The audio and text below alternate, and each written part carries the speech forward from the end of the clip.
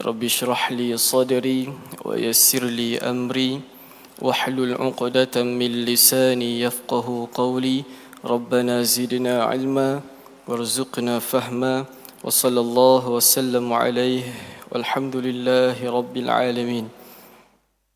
Yang saya hormati barisan imam, seterusnya barisan Bilal masjid, siap-siap masjid, ahli jawatan kuasa tinggi, ahli jawatan kuasa kecil masjid, seterusnya hadirin dan hadirat yang tak mampu saya sebutkan satu persatu nama hadirin dan hadirat sekalian. Namun insya-Allah tidak mengurangkan rasa hormat saya, kasih saya kepada anda semua insya-Allah. Suka untuk saya ingatkan buat diri saya dan tuan-puan sekalian, jangan lupa untuk kita berniat i'tikaf di dalam masjid ini.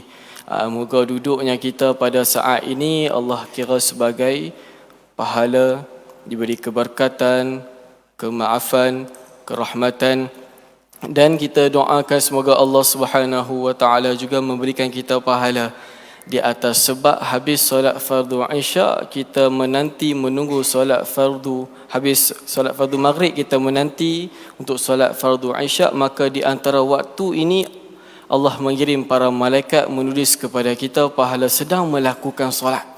Walaupun kita hanya duduk menyandarkan, main handset dan sebagainya, tapi di atas niat kita menunggu dari solat fardu ke solat fardu yang lain, maka waktu itu Allah kirim malaikat mendoakan kita. Jadi insya-Allah tuan-puan yang dirahmati Allah Subhanahu wa taala, insya-Allah dalam tempoh yang singkat ini kita akan lihat beberapa ayat suci Al-Quran, diikuti hadis Nabi sallallahu alaihi wasallam, yang mana insya-Allah malam ini kita akan lihat sama-sama. Kita akan tadabbur sedikit ayat Allah Subhanahu wa taala yang mana kita akan tengok, iaitu ayat di dalam surah Fatir, ayat di dalam surah Fatir, ayat yang ke-29 dan 30. Jadi tuan-puan kalau tak sempat nak ambil Quran, buka kat handset pun tak apa. Dalam surah Fatir ayatnya ke-29 dan 30, juzuk yang ke-22. Kita akan tengoklah, kita bukan nak tafsir, okey, memang bukan bidang saya. Cuma kita nak lihat apa yang Allah Subhanahu wa taala nak sampaikan kepada kita, yang mana kita ini berada pada akhir zaman. Bila kita berada pada akhir zaman, kita memerlukan beberapa amalan yang kita buat sikit besar ganjaran dia. InsyaAllah kita akan tengok sedikit. A'udzubillahi minasyaitanirrajim. Ayat yang ke-29 surah Fatir. Bismillahirrahmanirrahim. Innal ladzina yatluna kitaballah وأقاموا الصلاة وأنفقوا مما رزقناهم سرا وعلانية يرجون تجارة لن تبور ليوفيهم أجورهم ويزيدهم من فضله إنه غفور شكور. Sadaqallahul Azim. Surah Fatir ayat 29 dan 30. Ayat yang ke-29. Sesungguhnya orang-orang yang membaca, yatlun, membaca Alkitab, iaitu Al-Quran, satu. Yang kedua, wa aqamus salah, orang yang mendirikan salat. Yang ketiga, wa anfaqu mimma razaqnahum sirran wa alaniyah, dan orang-orang yang memberi sedekah secara terang-terang ataupun sembunyi-sembunyi. Mereka tiga golongan ini yarjuna tijaratan lan tabur, mengharapkan satu perniagaan yang Allah janjikan sedikit pun kamu tak akan rugi, tak akan binasa.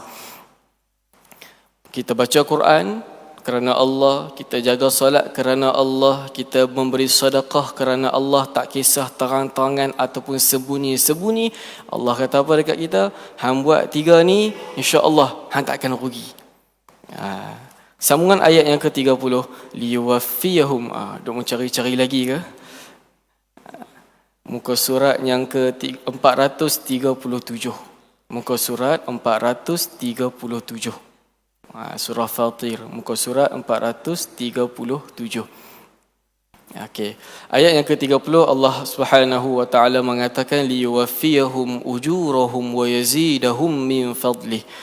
Dan pasti kami akan menyempurnakan bagi 3 golongan ini akan pahala mereka. So kita dah tahu pahala Quran macam mana, Allah akan bagi, Allah akan sempurnakan. Kita dah tahu pahala solat macam mana, pahala solat berjemaah 25 atau 27 darjat, Allah sempurnakan pahala tersebut. Kita tahu sedekah itu apa ganjarannya, Allah sempurnakan pahala tersebut. Dan wa yazidahum min fadlih, dan Allah akan menambah. Dari segi kekayaan Allah, Maha Pemberi dan Pemurah Allah, ikut suka aku nak tambah ke, nak kurang ke. Tapi ayat ni Allah wa yazidahum, Allah menambah. Boleh jadi pahala solat sepatutnya kamu dapat macam ni, tapi sebab kamu istiqamah, kamu menghayati, kamu ikhlas, aku tambah. Innahu ghafurun syakur, dan sesungguhnya Allah itu ghafur, Maha Pengampun. Jadi antara amalan 3 yang disebutkan tadi itu ada pengampunan dosa padanya. Syakur, Allah ni Maha mensyukuri. Maksud dia Allah tak kisah hang buat sikit ke banyak. Sehari baca 1 ayat saja Al-Quran, Allah terima, Allah bagi pahala. Kita hanya mampu solat duha 2 rakaat sahaja, tak mampu macam Nabi, Allah terima, Allah bagi pahala. Begitu juga sedekah. Itu Allah. Allah dia tak ada condemn hang buat sikit ke hang buat banyak, tak. Hang ikhlas nak akan keredaan aku, yes, aku bagi pahala. Jadi kita akan tengok sedikit secara sepintas lalu dekat mana 3 amalan ini yang dikatakan tidak rugi kalau kita buat. Tuan-puan boleh plan lah ni. Nak buat 3-3 ke, salah 1 ke, salah 2, tidak ada masalah. Yang penting kita kena ada plan. Sebab dalam hadis riwayat Imam Tirmizi disebutkan oleh Nabi sallallahu alaihi wasallam, orang yang paling cerdik, bijak, pandai itu ialah dia melakukan amal soleh untuk ketika selepas dia dihidupkan semula. Maksud dia apa? Maksud dia plan kepada kehidupan akhirat dia. Ini orang yang paling cerdik. Kubur dia nak macam mana? Sempit ke, gelap ke, terang? Kalau kita belum plan kubur nak macam mana, tuan-puan, kita bukan orang yang cerdik. Sebelum tu, kita nak meninggal dunia macam mana?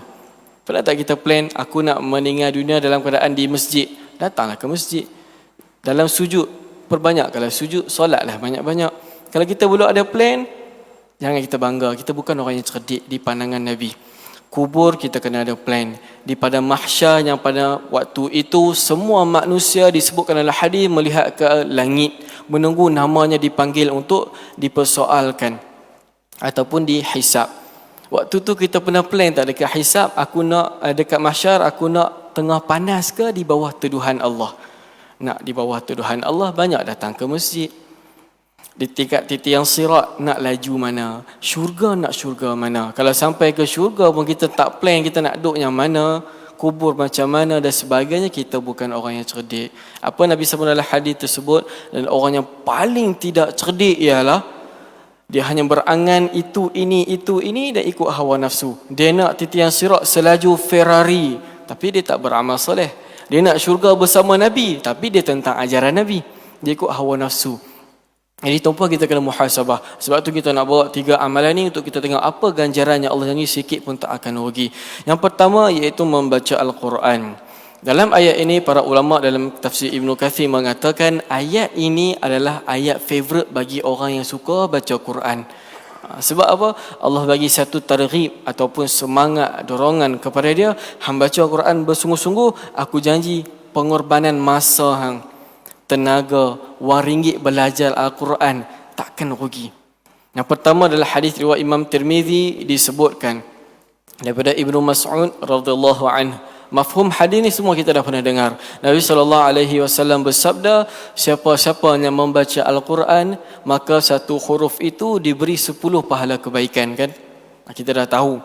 Kita dah tahu dah pahala tu. Tapi pernah tak kita ambil semangat kita mengira huruf-huruf Quran supaya kita lebih semangat membaca surah Al-Ikhlas, di dalam dia ada 47 huruf.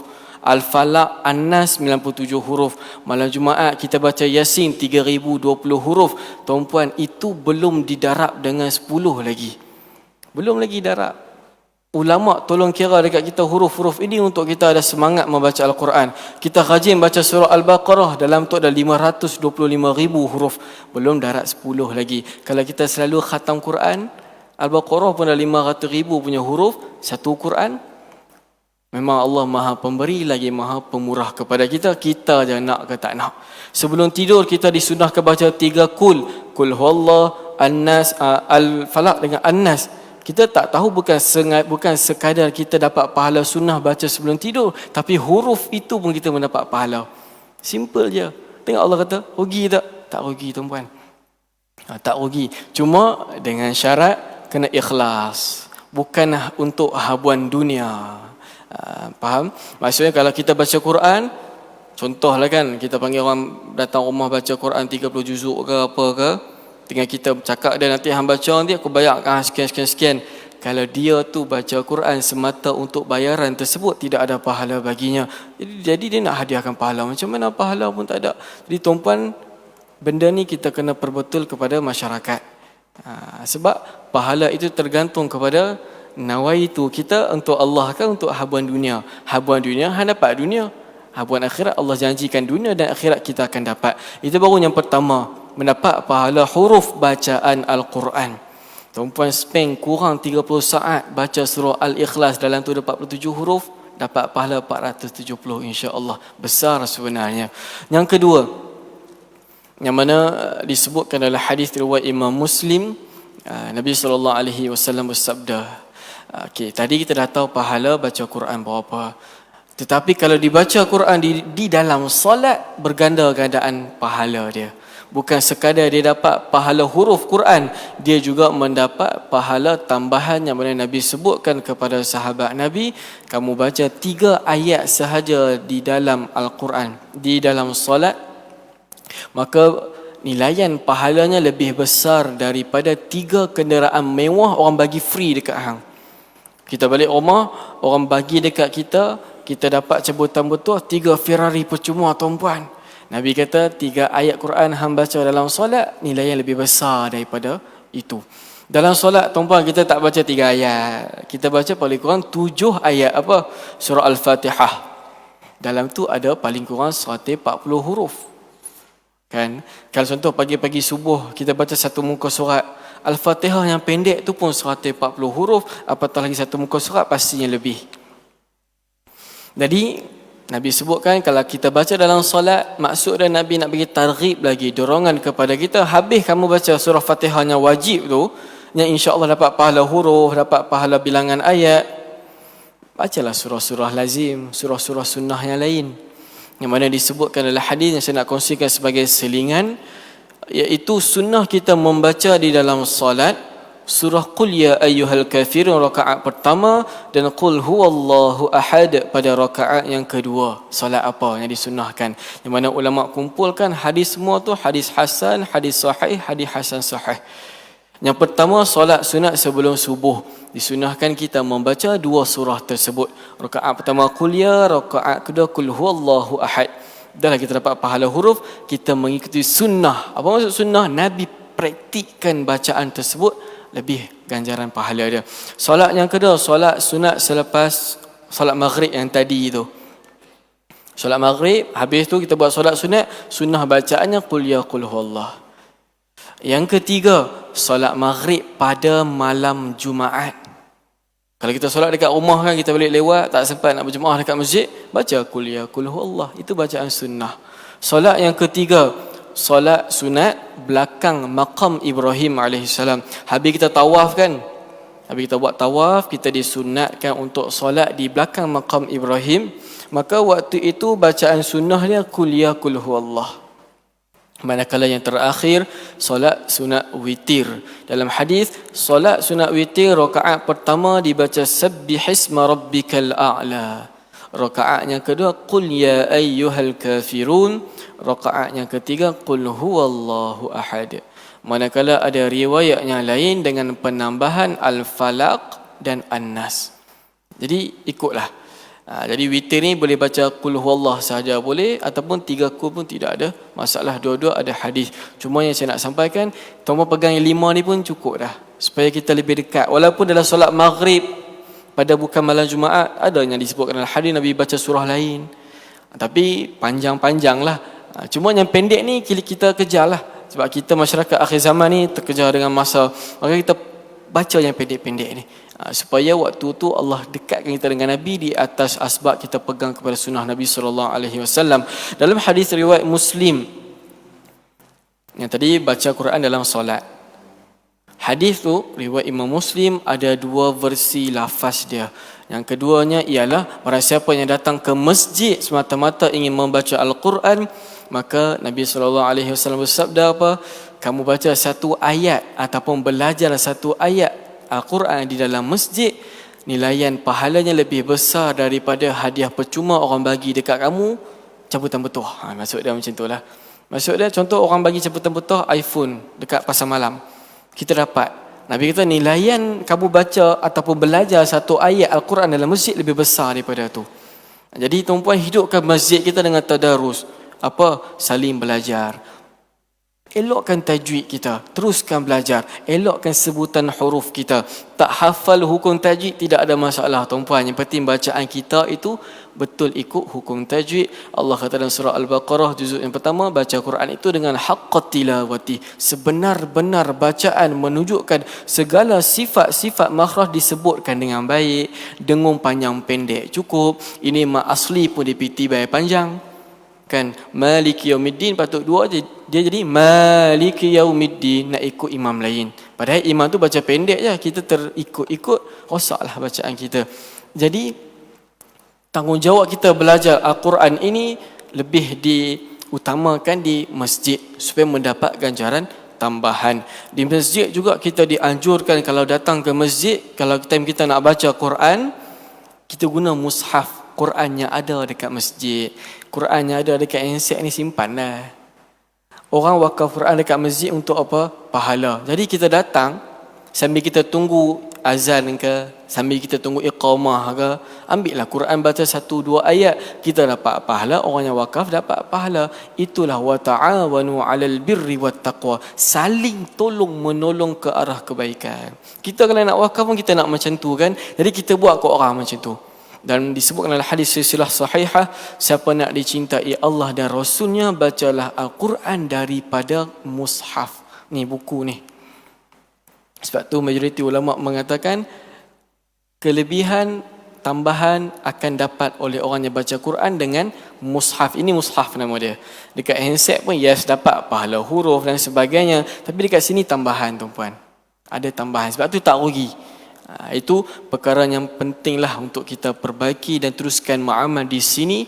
Moga-moga dengan perkara tersebut kita imarahkan lagi, kita memperbanyakkan majlis Quran dekat sini.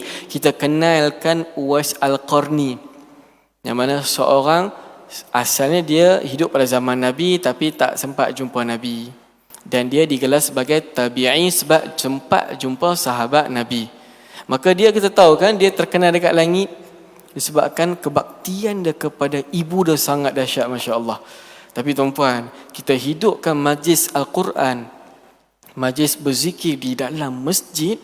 Allah sebutkan dalam hadis, Allah menyebut nama kita di sisi para malaikat dia. Terkenal ke tak kita di sisi para malaikat dia? Yes, insya Allah. Aku bangga dengan sekian-sekian. Aku bangga dengan Ali ni. Aku bangga dengan Abu ni. Dia ni duduk dekat masjid lama, daripada selepas solat subuh dia baca Quran sampai waktu syuruk dia baca Quran. Aku bangga dengan dia. Malaikat, siapa dia tu? Dia. Malaikat mendoakan kebaikan. Nampak? Kita pun boleh insya-Allah terkenal di langit kalau kita istiqamah baca Quran dekat sini. Adapun dekat rumah, kalau kita baca Quran juga peganglah mushaf, jangan pegang dekat sini. Sini kalau on wifi tuan-puan, sekali masuk mesej macam-macam, hilang fokus kita. Dan yang terakhir yang saya nak masukkan berkaitan kelebihan Al-Quran ini, kalau kita konsisten selalu baca Quran, dapat pahala huruf, pengampunan dosa. Dapatlah kita punya ganjaran. Kalau dekat dalam solat, ini ganjarannya. Di dalam masjid, ini ganjarannya. Dan akhir sekali adalah hadis riwayat Imam Muslim disebutkan. Kita pun dah pernah dengar hadis ni. Nabi SAW bersabda apa? Bacalah Al-Quran, sesungguhnya dia akan datang kepada kamu di hari akhirat nanti sebagai penolong ataupun pemberi syafaat kepada kamu. Hadis tu tuan-puan tengok Nabi sebut apa? Iqra'ul Quran. Bacalah Quran, hang dapat syafaat. Yang penting konsisten. Nabi tak kata hang kena hafal Quran baru dapat syafaat. Tak. Ada je orang yang hafal Al-Quran, Quran laknat dia. Kita tadi ayat 30 kan. Pada ayat yang ke-32, Allah sebutkan, aku mewariskan Al-Quran pada hamba-hambaku. Mereka ni dibagi kepada 3 golongan. Yang pertama, seseorang yang mana dia menzalimi diri dia sendiri. Nampak orang hafiz Quran pun ada buat dosa besar-besar. Ada buat maksiat, ada buat zina. Golongan yang kedua iaitu orang hafal Quran ni, orang yang tera ilmu Quran ni, orang yang mahir dengan Quran ni, dia ni pertengahan. Sekejap dia melalu buat dosa, sekejap dia okey balik. Yang ketiga itu orang yang sentiasa fastabiqul khairat, untuk mengejar berlumba-lumba akhirat. Ini orang yang dibahagikan sebagai orang hafiz, dia ada 3 bahagian. Jadi tuan-puan, orang hafal Quran tak semestinya Quran bagi syafaat. Dalam hadis pun Nabi sebutkan, fahamlah Quran baru Quran bagi syafaat. Tidak. Jadi tuan-puan, ini kekuatan kita. Di samping kita perlu juga memahami Al-Quran. Walaupun hadis kata baca Quran just kamu dapat syafaat. Dekat dunia kita boleh laburkan hampir ratusan ringgit untuk bayar insurans yang jaga kita dekat dunia aja. Kenapa kita tak habis RM50 belajar tajwid, belajar sebutan huruf yang mana dia akan jaga kita dekat dunia dan di sana nanti. Kat pada mahsyar, waktu tu kita akan nampak orang berpeluh macam-macam punya style, macam-macam punya level peluh. Waktu tu adakah kita nak pergi cari ejen insurans kita suruh tolong kita? Tak ada, tuan-puan. Jadi dengan amalan ni yang akan bantu kita dekat sana nanti. Itu beberapa hadis berkaitan kelebihan Al-Quran. Kalau kita baca, tak faham makna pun ada ganjarannya. Kita faham makna, kita beramal, lagi besar ganjaran dia. Yang kedua, amalan yang kedua dalam ayat tersebut, iaitu Allah Subhanahu wa taala menyebutkan wa aqamus salah, dan orang yang mendirikan salat. Para ulama menafsirkan beberapa penafsiran. Antaranya yang nak dikatakan kamu solat ni sikit pun kamu tak akan rugi. Maksud kamu buat ada pahala dia. Yang pertama penafsiran iaitu solat di awal waktu ataupun solat pada waktu dia. Kita tahu kan Allah Subhanahu wa taala sebutkan innas salata kanat 'alal mu'minina kitaban mawquta. Solat ni memang pada waktu dia. Kecuali jamak lah tuan-puan kan. Jamak tu kita lompat waktu, itu tidak ada masalah. Ni solat yang bukan jamak, memang kita kena solat pada ikut waktunya. Itu penafsirannya. Antara penafsiran lain itu solat sunat ke, solat wajib ke, kamu buat ke, kamu pasti tak akan rugi, aku akan bagi pahala. Dan penafsiran yang ketiga iaitu solat berjemaah. Kita nak tengok, kita hanya luangkan masa lebih kurang setengah jam di masjid untuk melakukan solat berjemaah. Apanya Allah Subhanahu wa taala janjikan nak beri ganjaran kepada kita. Seperti satu saja hadis dalam kitab Riyadhus Salihin berkaitan solat berjemaah ni. Besar tuan-puan, tak rugi kita datang malam ni. Nabi SAW bersabda daripada Abu Hurairah radhiyallahu anhu, yang mana Nabi SAW bersabda, hadis ni hadis sahih riwayat Imam Muslim. Salatul rajul fi jamaah, solat seorang lelaki itu dalam keadaan berjemaah di masjid ataupun surau, tazidu ala salatihi fi suqihi wa baitihi, menambahkan ganjaran daripada dia solat berjemaah di rumah dia ataupun di pasar-pasar ataupun di pejabat-pejabat. Kat rumah, saya pun buat solat jemaah ustaz dekat rumah. Okey, saya pun buat solat jemaah ustaz dekat surau ofis saya. Tapi hari ini nak kita tengok ke apa? Solat berjemaah di masjid, ganjaran tambahan. Kita tahu solat berjemaah kita akan mendapat ganjaran pahala 27 darjat ataupun 25 darjat berbanding kita solat seorang-seorang, betul? Tuan-puan, itu pahala ketika solat. Belum pahala, tak kira lagi tu pahala berjalan kaki tu. Nampak dekat mana yang disebutkan gandaan pahala, iaitu dengan perbezaan 20 darjat. Wadzalika anna ahadahum, untuk itu kamu nak dapat ganjaran tersebut iaitu 20 darjat penambahan dengan kamu berwuduk dan memperelokkan wuduk kamu. Bukan wuduk botol ya, bukan wuduk kosong tuan-tuan. Fa ahsanal wuduk, segala sunat-sunat dalam wuduk kita jaga. Kemudian kita keluar rumah nak ke masjid memang semata-mata untuk solat berjemaah, yang mana ganjaran dia satu langkah dihapus dosa, satu langkah dinaik satu darjat. Nampak? Sebab hadis ni diletakkan dalam bab niat dan ikhlas. Nak kata kekuatan niat tu sangat penting. Tapi kalau tuan-puan kita dah ada wuduk, kita keluar daripada rumah memang nak ke masjid, tapi kita singgah kedai saat nak pergi beli daun bawang, isteri suruh beli kan. Maka gandaan pahala langkah-langkah tu dikira setelah kita balik daripada kedai. Nampak? Sebab first kita keluar rumah dengan keadaan berwuduk, memang nak pergi masjid, tapi bini suruh singgah kedai dulu. Maka bila kita singgah kedai tu tak ada pahala apa lagi. Dapat pahala sebab tolong isteri je lah kan. Dan kalau daripada kedai memang kita berniat terus nak ke masjid untuk solat berjemaah, maka daripada kedai lah baru dikira satu langkah hapus dosa, satu langkah dinaik satu darjat. Tuan-puan, kalau rumah kita nak ke sini 100 langkah, 50 dosa Allah hapuskan, 50 darjat Allah naikkan. Itu belum kira 27 darjat yang kita sembang tu. Itu hadis sahih juga. Ini pun hadis sahih juga. Seterusnya, apa hadis ini Allah dan Nabi nak kita tahu?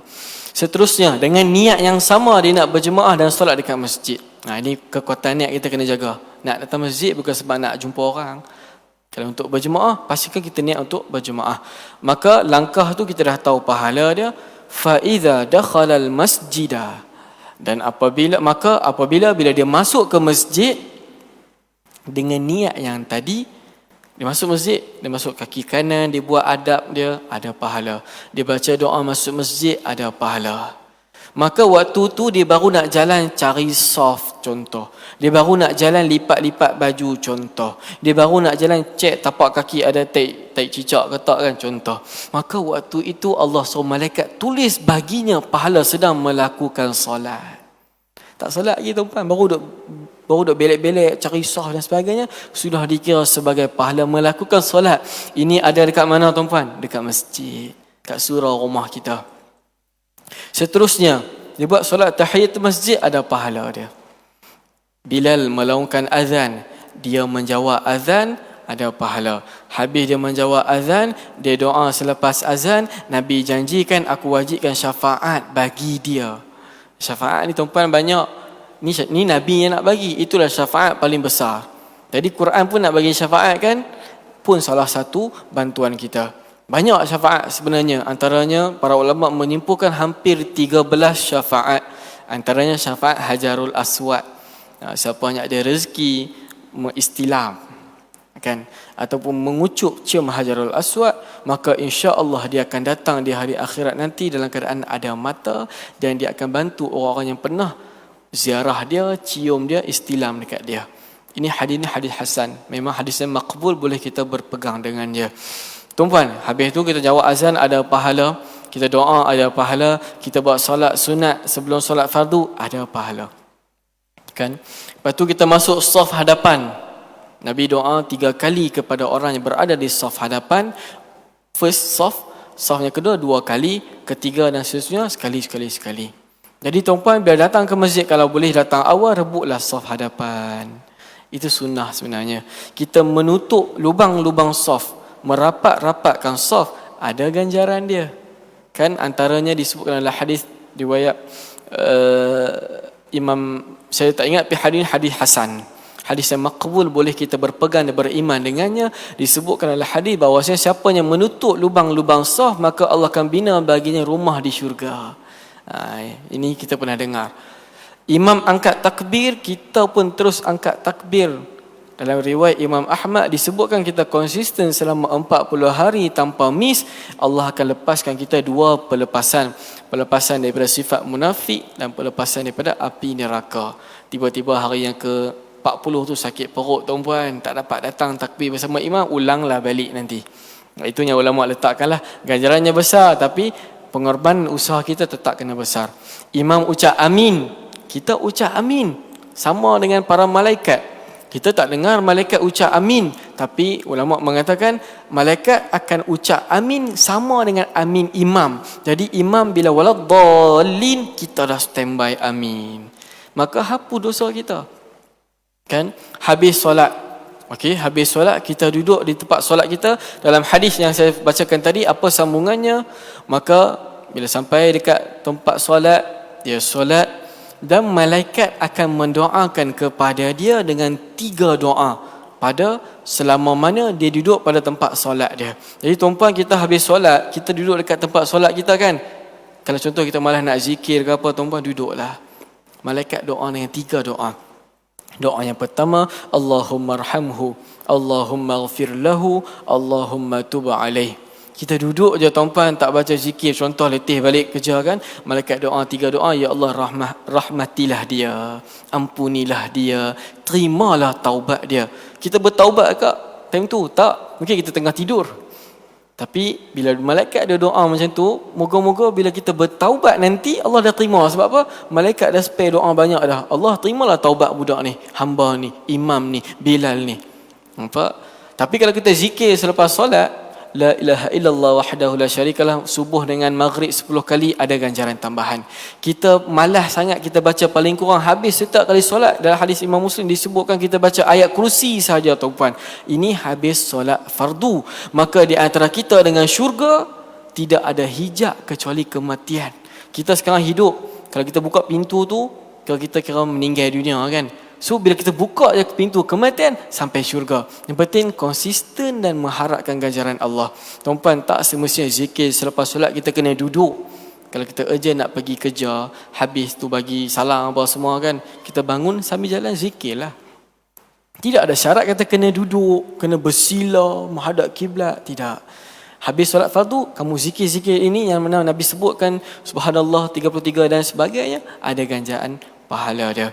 Tapi kalau kita duduk di tempat kita solat, ada penambahan pahalanya. Sebab tu saya katakan tadi, awal-awal tadi.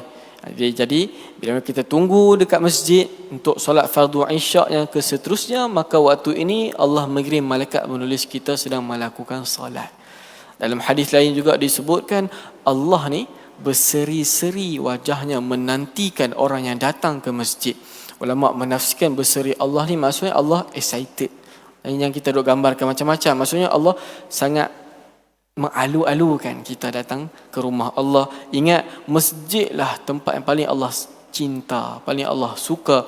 Pasar malam ataupun pasar, supermarket, tempatnya Allah paling tidak suka. Tetapi tuan-puan, kalau tempatnya Allah tidak suka tu, kita ingat kepada Allah, besar gandaan pahala dia. Dan yang ketiga tuan-puan, panjang pula kan bab solat tu. Kita nak bagi kekuatan lah kepada tuan-puan untuk beramal. Dan akhir sekali saya nak sebutkan berkaitan kelebihan yang mana kita datang ke masjid, melakukan solat, memperbanyakkan langkah datang ke masjid.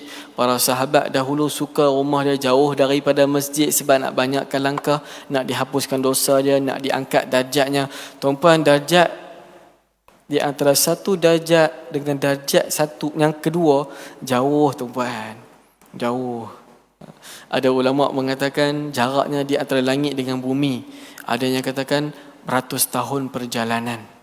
Jadi tuan-puan, satu waktu saya, tuan-puan tak datang berjemaah, tak kisah di masjid ni ke, masjid rumah kita ke, orang lain datang, kita ditinggalkan oleh orang lain, jauh tuan-puan, jauh, darjat sangat jauh. Jadi jangan kita pandang 27 darjat dengan satu darjat, alah sikit je, jangan, jauh tu sebenarnya. Itu benda yang kita kena beriman dan berpegang. Akhir zaman ni, yang mana Nabi sebutkan umat Nabi, iaitu kita, dalam hadis riwayat Imam Tirmizi, umur kita tak panjang tuan-puan, 60 ke 70 saja. Yang lebih daripada tu hang standby, tak lama sebenarnya. Jadi dengan kita buat amalan baca Quran, kita datang berjemaah dekat masjid, kita mampu meninggal dunia umur 60, tapi pahala kita sangat besar. Inilah ciri yang Nabi sebutkan dalam hadis manusia paling terbaik. Sahabat Nabi tanya kepada Nabi, ya Rasulullah, manusia apa yang terbaik? Nabi kata, seseorang yang panjang umurnya, banyak amal dia. Ditanya lagi, manusia apa yang buruk? Seseorang yang panjang umurnya, sikit amalnya. Tuan-puan, kita tahu kan dalam akhirat, dekat akhirat nanti Allah akan tanya berkaitan dengan masa dan umur kita. Kita meninggal umur 60, tengok-tengok Allah cek. Soalan pertama apa? Solat kan. Allah cek, awak solat 5 tahun je ni, baki lagi jenuh kita nak menjawab tuan-puan, jenuh. Sangat jenuh. Jadi yang terakhir, amalan yang ketiga disebutkan dalam surah Fatir ayat yang ke-29, iaitu wa anfaqu, iaitu orang-orang yang memberi sedekah secara terang-terangan ataupun sembunyi-sembunyi. Ayat ni Allah clarify kan. Allah memberitahu kepada kita sedekah ni boleh 2 cara. Terang-terang ke, macam Alibaba kan, bagi harta dekat pasar, ataupun sembunyi-sembunyi, tangan kanan sedekah, tangan kiri tak tahu. Jadi dua-dua cara ni Allah iktiraf, yes boleh, tetapi afdalnya secara sembunyi kerana dia lebih merendahkan, mengurangkan ataupun mampu mengelakkan sifat riya. Tapi dalam kitab ini menyebutkan kalau dia sedekah terang-terangan atas niat untuk mengajar, menunjukkan sesuatu perkara yang baik, maka diharuskan, boleh. Kesimpulannya, kita mampu jaga hati kita dalam memberi sedekah terang-terangan, boleh, tidak ada masalah. Cek sebesar almari, tidak ada masalah tuan-puan. Jaga hati, okey. Sebab gandaan pahala sedekah ini sangat besar. Kita akan sambung nanti selepas azan insya-Allah. Kita bagi laluan azan dahulu, kita dengar syiar kita insya-Allah.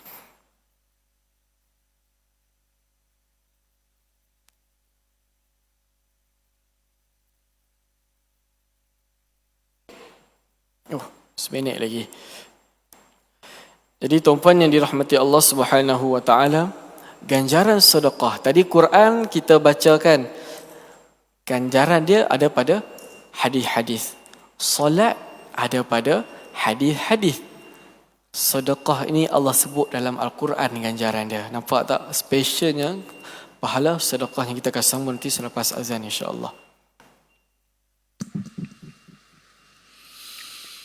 Allahu Akbar, Allahu Akbar, Allahu Akbar, Allahu Akbar, Allahu Akbar.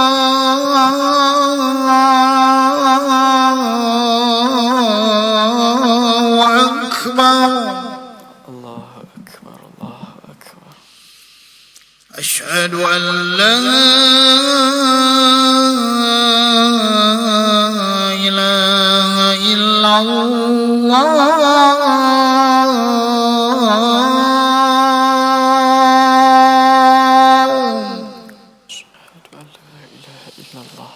أشهد أن لا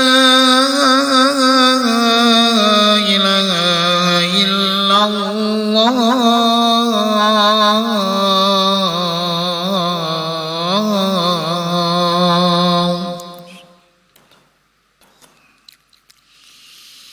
أشهد أن محمدا رسول الله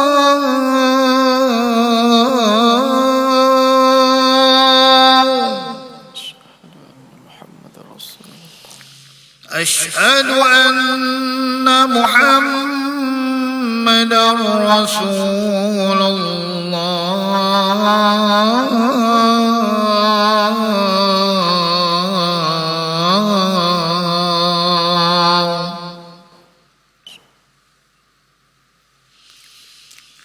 حي على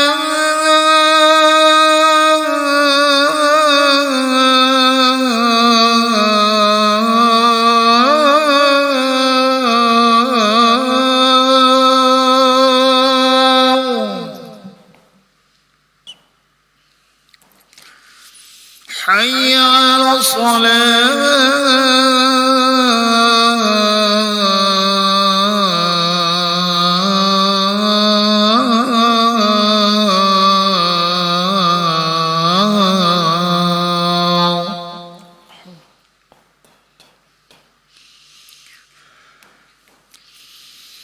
حي على الفلاح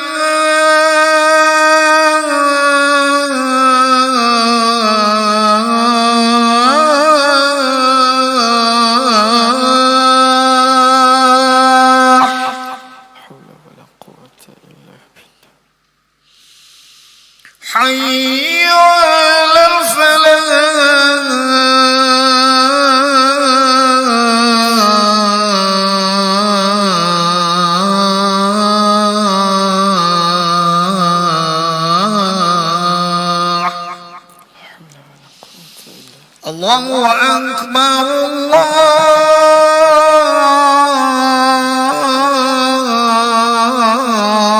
الله أكبر الله أكبر الله. لا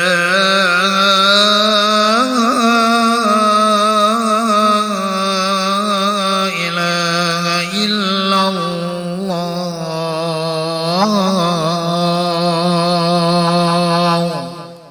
لا إله إلا الله محمد رسول الله صلى الله عليه وسلم.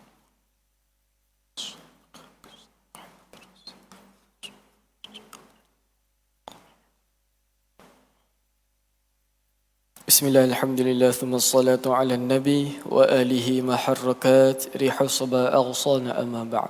Tuan-puan yang dirahmati Allah Subhanahu wa taala, kita bincangkan berkaitan dengan amalan-amalan yang Allah Subhanahu wa taala janjikan kamu buat sikit pun tak akan rugi. Yang pertama, baca Al-Quran, tuan-puan, tak rugi. Yang kedua, solat, tuan-puan, khususnya solat berjemaah di awal waktu, tak rugi, tuan-puan. Yang ketiga, sedekah. Dalam ayat ni iaitu khusus kepada sedekah duit lah ataupun harta. Bukannya senyum sedekah, tolong orang lain sedekah, tak. Tapi dalam ayat ni melibatkan pengeluaran daripada harta kita. Saya sebutkan tadi, sedekah ni Allah sebutkan khusus dalam Al-Quran. Kita pernah dengar juga dalam surah Al-Baqarah juzuk yang ketiga, Allah Subhanahu wa taala bagi tahu kepada kita perumpamaan orang-orang yang memberi sedekah. Ibarat satu biji benih kan, dia tanam tumbuh 7 cabang, setiap satu cabang ada 100 biji. Maksudnya RM1 kita infak kerana Allah Ta'ala, mengharapkan redha Allah, Allah boleh gandakan sampai ke 700 kali gandaan. Tapi apa akhir ayat tu Allah katakan apa? Wallahu yudha'ifu liman yasha. Dalam qiraat bacaan yang lain, wallahu yudha'ifu liman yasha. Maksudnya, dan Allah itu pasti akan menambahkan lagi berdasarkan kekuatan niat kita. Sebab tu saya suka kita, dan saya pun berpegang kepada kata-kata Ibnu Mubarak, yang mana beliau mengatakan, boleh jadi amalan yang besar itu menjadi kecil pahalanya kerana niat orang tu. Boleh jadi amalan yang besar itu, amalan yang kecil itu boleh menjadi besar pahalanya kerana niat dia. Jadi tuan-puan, gandaan pahala ini atas kita sebenarnya. Kan kita kena sangka baik kepada Allah. Tapi kalau gandaan pahala yang telah disebutkan khusus sekian, insya-Allah Allah kata pada dalam ayat 30, liwafiyahum, aku akan menyempurnakan baginya pahala tersebut. Itu yang pertama Allah kata dalam Quran, harus beri sedekah, ini ganjarannya. Ayat yang kedua yang Allah nak bagi gambaran kepada kita, nak katakan pahala sedekah sangat agung, sangat besar, sehingga ke dalam surah Al-Munafiqun juzuk yang ke-28 Allah menyebutkan, dan infaklah kamu semua wahai manusia, mafhum ayat tersebutlah, infaklah kamu semua sebelum bila mana kamu meninggal dunia. Apabila kamu diminta dihidupkan sekejap, apa kita akan buat, tuan-puan? Fa-as-saddaq, kita akan memberi sedekah.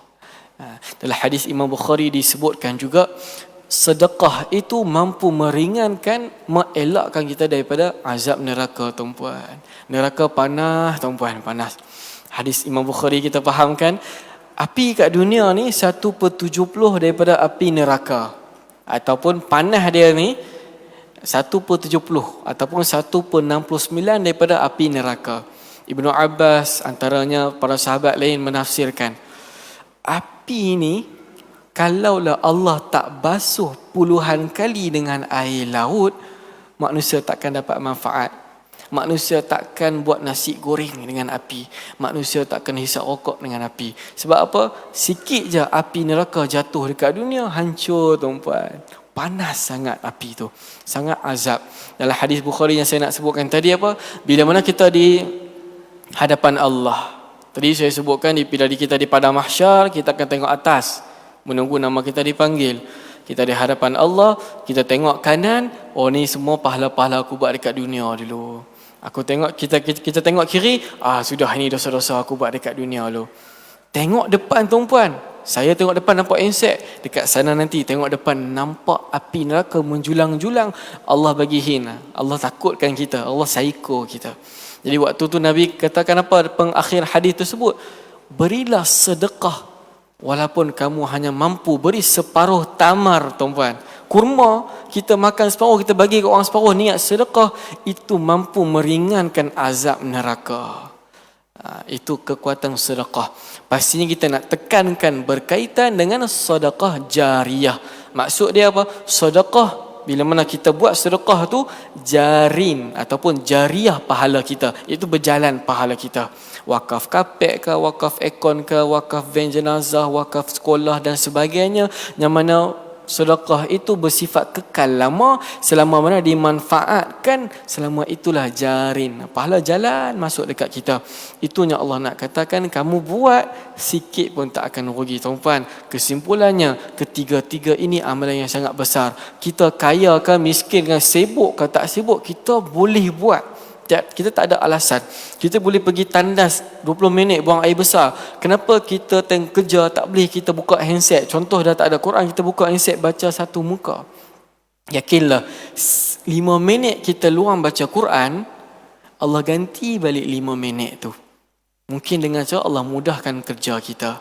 Mungkin dengan cara Allah bagi masa tambahan yang kita tak perasan. Saya 24 jam. Tuan Haji ni 24 jam. Tapi kenapa perbezaan pahala berbeza? Tuan-puan, nak kata keberkatan masa tu berada juga pada banyaknya baca Quran. Orang yang mana dia nak hafal Quran, yang mana dia ingat Quran, dia boleh baca satu juzuk 7 ke 8 minit, tuan-puan. Itu keberkatan masa maksud dia. Allah bagi keberkatan, kelebihan tambahan kepada orang yang bersungguh-sungguh dengan baca Quran dan beramal soleh. Jadi saya doakan moga saya dan tuan-puan sekalian Allah bagi taufik ataupun kekuatan untuk amal dan sampaikan. Tak mampu buat tiga-tiga, salah satu pun tidak ada masalah, tuan-puan. Ingatlah, kita akhir zaman, umur kita tak panjang. Kita akhir zaman, masa makin singkat. Kita nak jadi manusia yang terbaik. Panjang umur kita, 60 tahun meninggal, pahala ratusan tahun. Itu yang kita nak kejar, tuan-puan yang dirahmati Allah Subhanahu wa taala. Moga Allah beri kebaikan kepada saya dan tuan-puan. Kita tutup majlis ilmu kita ini dengan tasbih kafarah dan surah wal asr yang di dalamnya ada 68 huruf. Moga-moga bacaan kita ni Allah sempurnakan pahala insya-Allah.